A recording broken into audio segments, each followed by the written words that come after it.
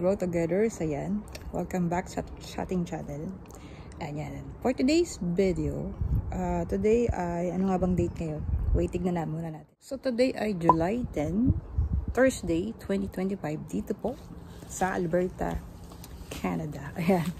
So, i-update ko lang kayo kasi yung aking pechay, ayan, yung pechay natin, ay pechay harvest failed. Ayan. Ayan, kasi nagkaroon na siya ng bulaklak.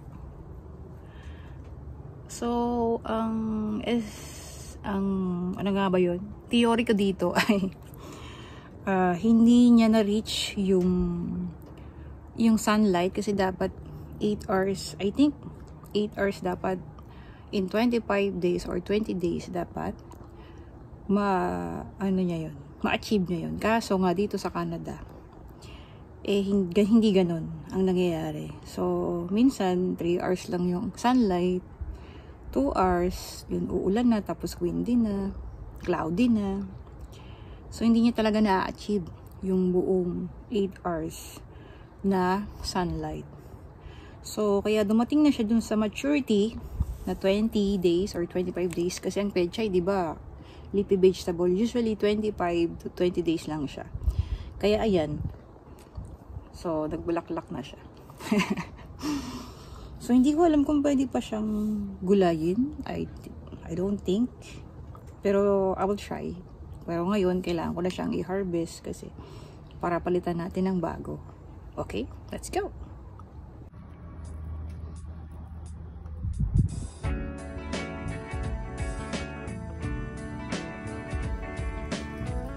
Oh, I'm sorry.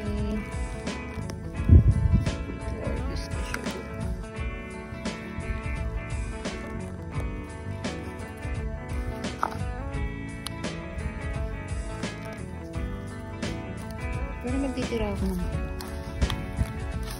if ever. Oh, gusto mo malaki. Ito na lang kaya iwan ko.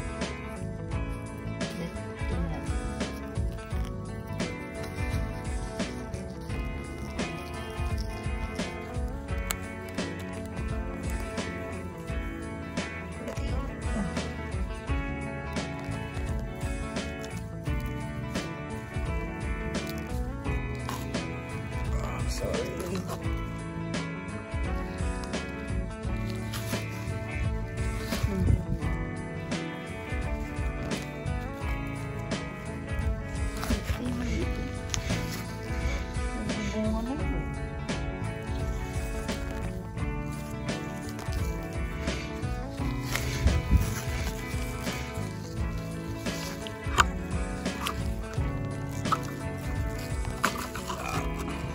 Ititira ako ng mga ilan katulad dun sa lettuce, hindi ko siya talaga binunot, pero until now nag-aano pa rin siya ng dahon. So tignan natin kung itong pechay din ganun ang mangyayari. So ikakat ko lang siya here.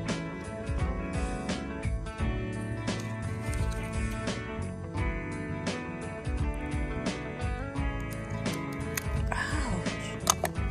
Okay, tignan natin kung nag-aano pa siya sa mga susunod na araw. See? Okay. And then, ititira ko itong malaking ano na to. Kasi para mag-bear siya ng buto or seeds. Hindi ko alam kung paano. Pero tignan natin. The more we learn, the more we observe, the more we learn. Yeah. Guys. So, ito na siya, guys. So, hindi ko alam kung magugulay pa yung ibang dahon. Pero palambot pa naman siya. Let's see. Pwede natin ilagay sa ating mga lulutuin. So, dahil, ayan, fail tayo sa unang attempt natin na magtanim ng pechay. Kaya, ayan. Ready na ulit ako for another batch. Siyempre, try and try until you succeed. And marami naman tayong seedlings na buto ng pechay. So, hopefully dito, maging healthy sila. So, ngayon, so konti lang sila 2, 4, 6, 8. So, Siguro mga 20 pieces lang to. So, let's see kung magiging successful ang ating harvest na pechay. Oops! Kaya mo maghiwalay yun. Sorry na kayo. Ayaw niyo maghiwalay. Kaya kapit. So, yan. This is your new house.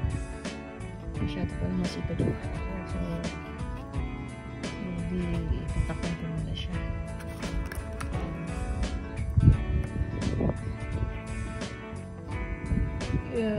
Thank you, Lord. So, yeah. We'll do the rest. Baligtad na naman. Okay, okay.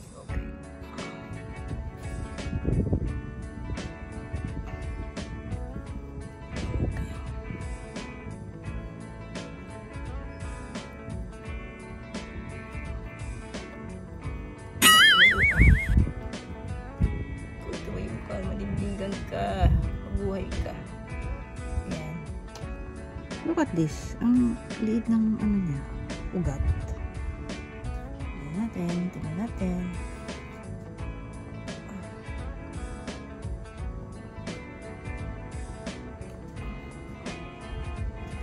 Tcharan! So, ayan na siya. Di ko alam kung tama yung spacing ko, pero okay na siguro yan. So, tingnan natin. So, mga susunod na araw. Okay. This is my potato. Someone gave me to me. Or, someone that, ano nga ba yung hiningi ko? Sa English. Hiningi ko siya sa isang friend. Yes. Binigyan niya ako ng, actually, 3 to. Yung isa niluto ko na. So, ngayon, so, July 10, yan, ilalagay ko na siya dito. Pero, ikakat ko pa siya para ito, mag-sprout pa to. Yan. Yan, para sa susunod, lipat natin dun sa kabila. Pero, for the meantime, dito muna tayo mag-pupunla or mag-tatanim, okay? Okay, I already cut. Okay.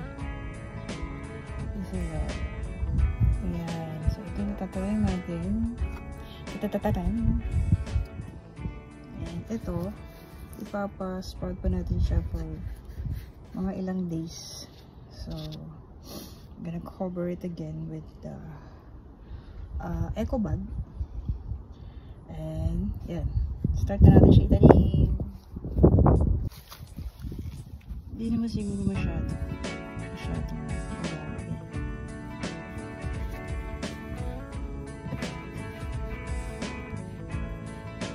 Okay, enough. Oh my god, meron na agad kumagapang. Lagyan natin ng baking soda. Enough protects it from insects. Okay. Yeah, I'm excited to see you. Just like that. So, see you sa next update natin. Thank you for watching.